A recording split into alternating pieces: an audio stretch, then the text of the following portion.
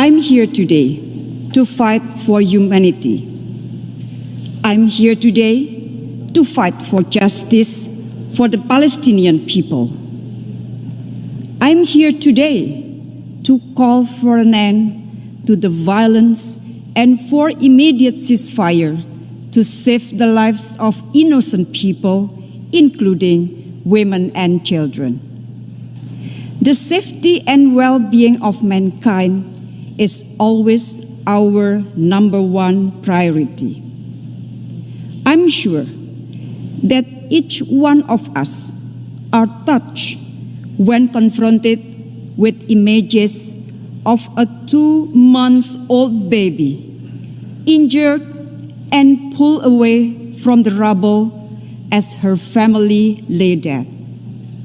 The only question we should ask ourselves is, how much longer shall we let these atrocities continue? All of us know that this conflict is asymmetric by nature between Israel, the oppressor, the occupying power, and the Palestinian, the occupied, who are continuously being oppressed. Occupation is the core issue. The international community owes the Palestinian people a long overdue independent state of Palestine, living side by side in equal footing with all of us. This continued occupation and aggression by Israel does not only warrant condemnation, but it is also a grave violation of international law that demands our actions.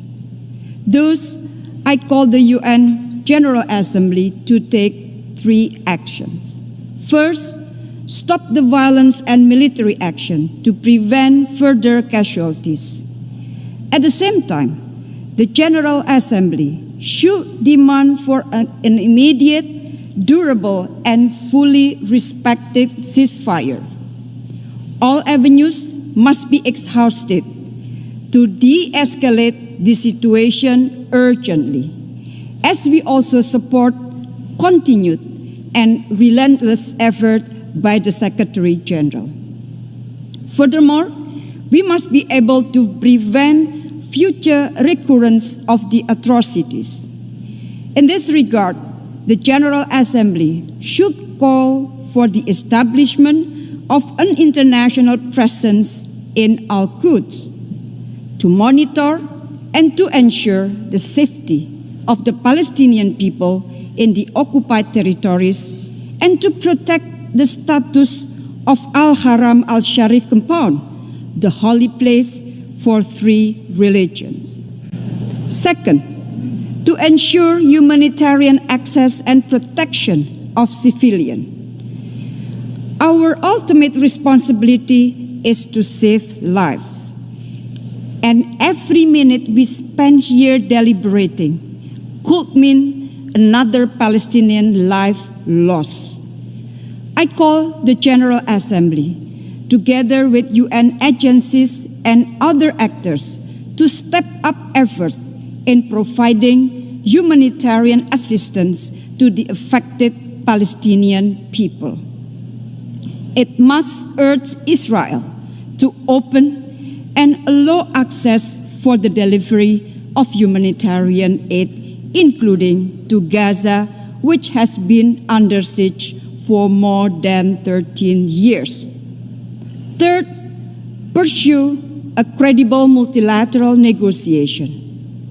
Credible negotiation is very important to advance a just and comprehensive peace based on 2-state solution in line with internationally agreed parameters. The General Assembly has moral and political responsibility to ensure that peace negotiations take place. We must put a stop to the systematic efforts by the occupying power that may leave nothing left to be negotiated.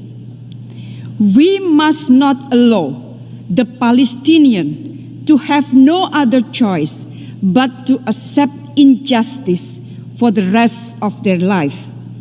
Therefore, we have to stop this injustice now. We have to continue our support to Palestinians to get their independence and justice. Mr. President, in recent days, during the COVID-19 pandemic, we witnessed the erosion of trust in multilateral institutions.